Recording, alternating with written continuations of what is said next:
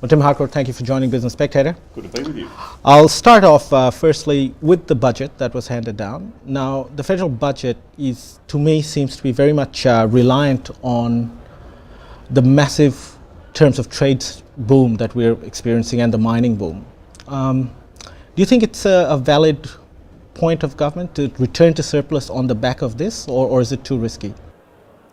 Well, all I can say is that Australia, according to the Reserve Bank, is in one of the strongest terms of trade booms that we've had in 70 years. And there's no doubt when you look at the major economies, China, India, the ASEAN economies, Brazil, there's a great demand for Australian resources, Australian mining equipment, services and education that back those things up.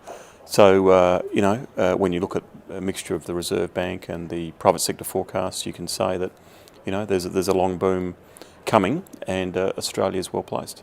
Are there any downside risks that could potentially put a spanner in the works, though? At the Future Summit, people talk about all sorts of risks. They're often ones we know about, climate change, but of course, because we know a lot about that, we can have a global solution for that. There's always a factor X, a volcano in Iceland, or things like that. We can't expect. So I think all governments and businesses have to manage risk in some way. But for the most part, I think despite a lot of headlines you'll see about SARS or different different flashpoints in the world, Australia seems to manage pretty well. Okay. Now I'll ask you a little bit about the resource rent tax. I mean, it's we're seeing sovereign wealth risks emerge around the globe. In your view, the resource rent tax is it valid? Some of the comments that have come out that this can destroy our resource prosperity and it can destroy the industry. It's not up to me to comment on policy. I work for Austrade, and our job's to help exporters, mining exporters, business services exporters expand their business around the world. I think the important thing is that we know that Australia has a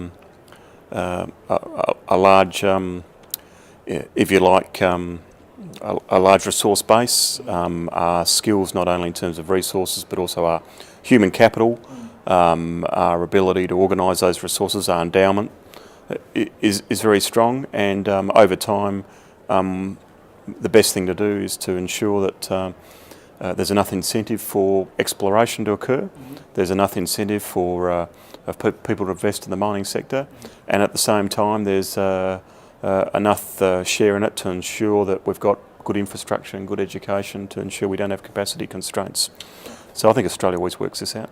Now, moving away from resources just for a bit, are there other sectors where you think Australia can be doing more with regards to generating more trade and more bilateral trade or with our neighbours?